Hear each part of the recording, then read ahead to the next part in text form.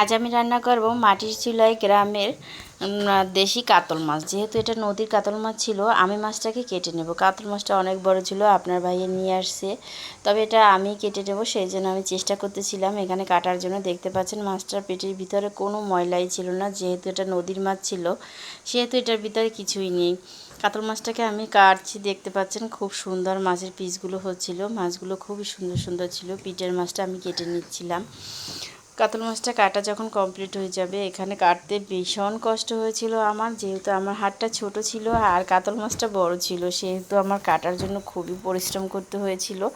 পরে আমি এখন দেখতে পাচ্ছেন যে পেটের মধ্যে কিছু নেই, পেটের মাছটা ছাড়িয়ে নেব। এখানে এই পেটে একদম খালি ছিল, শুধু একটা ছোট বালিশ ছিল। যেহেতু এখানে নাড়িবুড়ি ছিল না, নদীর মাছ, সেহেতু এই মাছটা আমি কমপ্লিট করে কেটে নিলাম।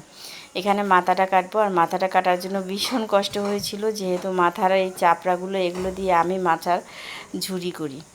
এখানে মাছগুলো আমার কমপ্লিট হয়ে গেছে। এখান থেকে কিছু মাছ আমি ধুয়ে পরিষ্কার করে হলুদ, লবণ, মরিচ দিয়ে ভালো করে মেখে নেব, কারণ সব মাছটা আমি রান্না করব না, এতগুলো মাছ খাওয়ার মতো কেউ নেই, মাছের মানুষ যেহেতু কম। এখানে তেল গরম করে নিয়েছিলাম মাটির চুলায়, আমি তেলটাকে দিয়ে দিয়েছিলাম। তারপরে দেখতে পাচ্ছেন কড়াইয়ের ভিতরে মাছগুলো দিয়ে আমি ভেজে নিয়েছিলাম। ভাজার পরে এর ভিতরে দিয়ে দেবো পেঁয়াজ রসুন বাটা, তারপরে দিয়ে দেবো এর ভিতরে জিরা বাটা।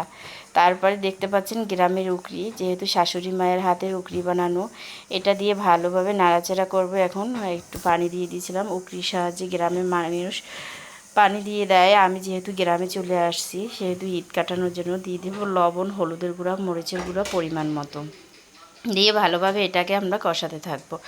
যখন এটা কষানো হয়ে যাব, আমি হালকা একটা আলু রেখেছিলাম তেলে ভাজে আগে, আলুটাকে এখানে দিয়ে কষাবো। আলুটা যখন ভালোভাবে কষানো হয়ে যাবে, এর ভিতরে দিয়ে দেবো ঝোল। এই ঝোলটা দিয়ে ঝোলটা যখন ফুটে আসবে, তখন ফুটে আসতে হবে না, একটু ঝোলটা গরম হয়ে গেলে তার ভিতরে আমি দিয়ে দেব আগে থেকে ভেজে রাখা কাতল মাছ। কাতল মাছগুলোকে আমি এখানে দেবো। যেহেতু আমি গ্রামে রান্না করতেছি, এটা আমার গ্রামের সাদামাটা রান্না, হালকা মশলার উপরে। দেখতে পাচ্ছেন আমাদের মাছটা তৈরি হয়ে গেল।